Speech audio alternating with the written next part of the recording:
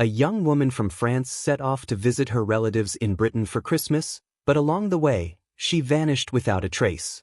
Police immediately launched a large-scale search, and the case quickly made headlines in both countries. Before long, investigators pieced together a chain of clues that brought them closer to the truth, but what they uncovered was far more horrifying than anyone could have imagined. Céline Fegard was born on May 23, 1976, in the French town of Besançon. It was a quiet and peaceful place, not far from the Swiss border. Céline grew up in a loving family with her parents, 2 brothers, and a sister. Her dad was a farmer, so she and her siblings spent a lot of time outside, helping him keep the farm running. At school, Céline was active in sports and had many friends. When she was 14, her parents took her to nearby Britain, and she absolutely loved it. From that point on, she started thinking about moving there someday. She decided to pursue an education that would allow her to work in the hotel business, inspired by her cousin, who was a hotel manager in the UK. After finishing school, Céline enrolled in a local university to study accounting. She also continued visiting her cousin in England whenever she could. One summer, he helped her get a job at a hotel, and she spent a few months working there before returning home. At the end of 1995, when Céline was 19, she decided to travel to Britain again for Christmas. At that time of year, public trains in France were experiencing disruptions, so her parents asked a family friend, a truck driver, for help. He was delivering cargo to England and agreed to give her a ride to a town called Folkestone. From there, Céline planned to travel to Fordingbridge, a town about 150 miles or 250 kilometers away, where her cousin lived. On December 18th, Céline left home, planning to reach her cousin's hotel by that evening. Her parents were expecting a call from her to let them know she had arrived safely. But as the evening stretched on, there was no word from Céline. She didn't have a mobile phone, so all her family could do was just wait and hope she would make it to the hotel eventually. Later that night, they finally got a call, but it wasn't Céline. It was her cousin. He told them she still hadn't arrived and asked if something had changed in her plans. Céline's parents grew even more worried and, with no other options, decided to contact the police. French authorities quickly reached out to their British colleagues, who immediately launched a search for the missing woman. Their first step was to speak with Céline's parents, who traveled to England to assist in the investigation. They told them about a family friend, a truck driver, who had agreed to give Céline a ride to Britain. The police tracked him down, and he confirmed that he had dropped her off in Folkestone. After that, he had to head in a different direction. While they were at the truck stop, the driver met another French trucker who was heading to a town called Newbury, about an hour's drive from Céline's cousin's hotel. This second driver agreed to give Céline a lift, and investigators managed to locate him as well. He told the police he had dropped Céline off at a truck stop in Newbury. She had tried using a payphone there to call her cousin and ask him to pick her up, but for some reason, she couldn't get through. By that time, it was already 4:30 p.m. The driver told Céline she could take a train to her cousin's town, but there was a problem. The nearest station was a few dozen miles away, and he couldn't take her there since he had to deliver his cargo in a different direction. He still wanted to help, so he started asking other truckers in the parking lot if anyone could give Céline a ride. The first driver he asked turned him down, saying he was planning to rest before his next trip. But the second trucker agreed. He said he was heading to Salisbury, just about a 30-minute drive from Céline's cousin's town. He even mentioned she could probably catch an 8 p.m. bus from there. With no other options left, Céline went with the third driver, and that's where her trail disappeared. Detectives tried to track this man down, but they didn't have enough solid information to identify him. The second driver, who had handed her over, couldn't recall the license plate number and only remembered that the truck was a white Mercedes. He also provided a description of the man. He was around 35 years old, had short blonde hair and a beard. The second driver also mentioned that something about this man struck him as suspicious. There was something unsettling about his behavior, but he still let Céline go with him because, at that point, she simply had no other choice. Police began to suspect that the third driver might have been involved in Céline's disappearance.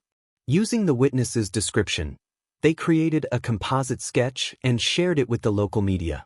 As for the first two drivers, investigators thoroughly checked their alibis and found solid evidence proving they had been in other locations at the time. Detectives soon uncovered a troubling detail that made them even more suspicious of the third driver. Remember how he told Celine she could catch an evening bus to her cousin's town from Salisbury? Well, it turned out that no such bus existed. Investigators wasted no time getting the word out about Celine's disappearance. They shared her story, along with the suspect's composite sketch, through newspapers and TV. The case quickly grabbed national attention in both Britain and France. It was just days before Christmas, and the disappearance of a young woman during the holiday season struck a chord with the public. On top of that, there were fears that Celine might have fallen victim to a serial killer. Over the past 2 years, several young women had been murdered in the same area. Police believed these cases were linked to a single perpetrator, and now they were worried Celine's disappearance could be connected to him. As a result, the local police launched a full-scale search. Over 100 officers were assigned to the case, along with helicopters and even an airplane to scan the area from above. They concentrated their efforts along the route the third driver was believed to have taken with Celine. But despite all their efforts, they found no trace of her. Unfortunately, the first week of the search yielded no results. Both the police and Celine's family made numerous public appeals, urging anyone who might know something about her whereabouts or the driver himself to come forward. But every lead they followed quickly turned into a dead end. This went on for over a week, until the morning of December 29th, when police received a chilling call. A man driving near the town of Worcester had pulled over to adjust his windshield wipers. While walking along the roadside, he noticed something odd partially covered by snow. Curious, he went closer and, to his horror, realized it was a human body. Shaken, he immediately rushed home and called the police. Officers arrived at the scene and found the body of a young woman, but at first, they couldn't identify her. Initially, they thought it might be the remains of a local woman who had disappeared after leaving a nightclub, but the theory was quickly ruled out. It wasn't until the following day, December 30th, that police confirmed the body was Celine's. Her cousin was brought in to identify her, sparing her parents the heartbreaking task of doing it themselves. Police quickly noticed one important detail. The highway where Celine's body was found was almost in the opposite direction of where she had been heading. This only strengthened their theory that the truck driver who had given her a ride was likely responsible for her murder. All of Celine's clothing and personal belongings were missing, and officers found no trace of them near the site where her body was discovered. The autopsy revealed multiple bruises and abrasions consistent with heavy blows, as well as evidence of strangulation. Medical examiners also found signs of SA on Celine's body, but there was no biological material that could lead them to the perpetrator. One chilling detail stood out. The examiners determined that Celine's body had likely been left by the roadside only about 24 hours before it was found. With 11 days having passed since her disappearance, detectives speculated that the killer may have kept her alive for most of that time or even transported her body with him. The second driver who had helped Celine mentioned that the suspect's truck was equipped with an industrial freezer, which suggested the killer could have preserved her body at low temperatures for days. Despite all this, the police still had no solid leads on the driver's identity. However, a conversation with Celine's parents revealed an intriguing detail. She had been carrying 2 bottles of champagne as Christmas gifts. These, along with all her other belongings, were never found. It seemed likely that the killer had taken them, which gave investigators a potential new angle to explore. This champagne was a specific French brand that wasn't sold in Britain, making those 2 bottles completely unique in the country. Police decided to use this as leverage and sent information about the bottles to the media, along with photos of identical champagne. They hoped that the perpetrator might have shown them to someone or even shared them with friends or family. But unfortunately, this lead also went nowhere. Without any other leads in hand, investigators decided to take an unprecedented step. Despite the absence of the perpetrator's DNA on the victim's body, in early January of the following year, they initiated the first mass DNA collection in Britain's history. The police focused their efforts on drivers of Mercedes trucks and similar models. This process took over a month, and detectives managed to test more than 5,000 drivers. Most of them willingly provided their samples, but there were some who refused. Investigators put them on a separate list for further scrutiny, thinking that one of those individuals might be the killer. Meanwhile, Celine's case continued to gain widespread attention in both British and French media. The police received thousands of tips and leads, but unfortunately, none of them brought the detectives any closer to catching the killer. This continued until mid-February, when one tip finally caught the investigators' attention. A man called the police after seeing the suspect's sketch on the news and said it looked strikingly similar to one of his coworkers, a 36-year-old truck driver named Stuart Little. He also mentioned that Stuart drove a Mercedes truck with a refrigeration unit. This lead prompted detectives to start digging into Stuart's background. The first thing they uncovered was Stuart's extensive criminal history, though it consisted of non-violent offenses. Next, they decided to approach him carefully and ask for a DNA sample, presenting it as a routine part of their investigation involving thousands of drivers across Britain. However, Stuart refused to provide a sample, which only deepened their suspicions.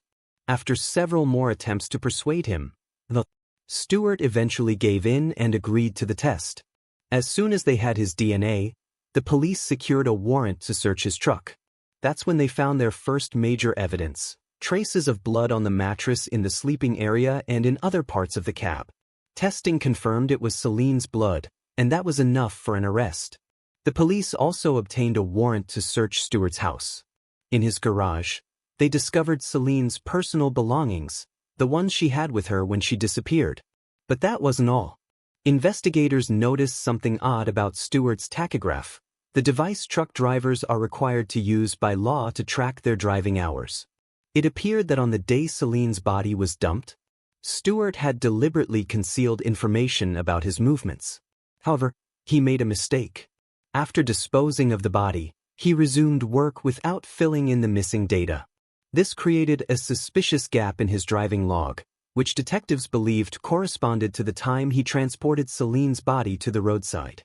During his first interrogation, Stuart denied any involvement in the murder, claiming he had never even picked up Celine. But when police brought in the other driver, who identified Stuart in a lineup, his story changed. He now admitted to giving Celine a ride and claimed they had consensual intercourse. As for her belongings found in his garage, Stuart insisted she had simply forgotten them when he dropped her off. Naturally, investigators weren't quick to believe Stuart's story. They continued searching for evidence and soon found a witness who had seen him the day before Celine's body was discovered. The witness spotted Stuart near a warehouse about 50 miles from where the body was found. He was seen starting a fire next to his truck, and it appeared he was burning something. When police confronted Stuart about this, he claimed he'd started the fire to warm up his truck brakes, which had supposedly frozen due to the weather. Officers decided to search the area near the warehouse, and it didn't take long for them to find something disturbing. Underneath a fence, they discovered Celine's underwear. It was stained with her blood. Piecing together all the evidence, investigators came up with the most likely timeline of events. When Stuart picked up Celine, he drove to a secluded area where he assaulted and killed her. Based on the blood evidence found in his truck, they believe Stuart kept her body on the lower bunk in his cab for 10 days while continuing to make deliveries as if nothing had happened. Shockingly, just a week after the murder, Stuart went home to celebrate Christmas with his wife and children, while Celine's body remained just a few yards away in his truck. At some point, he decided to dispose of the body.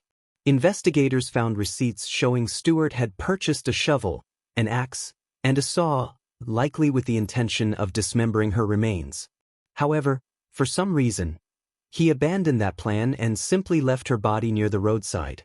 Detectives soon uncovered another chilling detail. The day after Christmas, Stuart gave those 2 bottles of rare French champagne to an acquaintance as a gift. When detectives questioned him about it, Stuart claimed he'd bought the bottles from another French truck driver, but investigators didn't believe a word of it. On top of that, they uncovered another intriguing detail. Stuart had always worn a beard, but he completely shaved it off after the murder, right around the time the suspect's sketch started appearing in the news. They also figured out why Celine couldn't reach her cousin when she tried to call him from a payphone. It turned out that the UK had recently changed its phone codes, and Celine had his number written down with the old code in her notebook. Unaware of this update, she dialed the outdated number, and her call never went through. For Stuart's family, friends, and coworkers, these revelations were a complete shock. To them, he had always seemed like a devoted family man and a reliable friend. At first, many even refused to believe he could have been involved. But as the media revealed the mounting evidence against him, they had no choice but to face the horrifying truth of who Stuart really was. Stuart's trial began in October of that year, and despite the mountain of evidence against him, he stuck to his story, denying everything. But the jury didn't need long to deliberate. They unanimously found him guilty of murder, and he was sentenced to life in prison with the possibility of parole after serving at least 20 years. Soon after his sentencing, Stuart tried to appeal the verdict, claiming that the high-profile nature of the case had biased the jury, preventing him from receiving a fair trial. However, the appeals court rejected his claims. In 2006, Stuart made another attempt to have his sentence reviewed, but once again, his appeal was denied. 10 years later, in 2016, Stuart became eligible for parole, but his request was denied. The reason was clear: even after spending 2 decades in prison, he still refused to admit to the crime and maintained his innocence. The judge also voiced concerns that Stuart remained a danger to society. As of now, Stuart remains behind bars, with little chance of being released anytime soon. It's worth mentioning that Stuart was ultimately ruled out as a suspect in the other murders I mentioned earlier. Those crimes turned out to be the work of another truck driver who was arrested in late 1997. While prosecutors linked him to just 2 murders, they still believe he might be responsible for several other unsolved cases. As for Stuart, investigators also suspected that Celine might not have been his only victim. However, after all these years, no evidence has been found to connect him to any other crimes. Share your thoughts on this story in the comments section, and don't forget to press the like button if you enjoyed my video.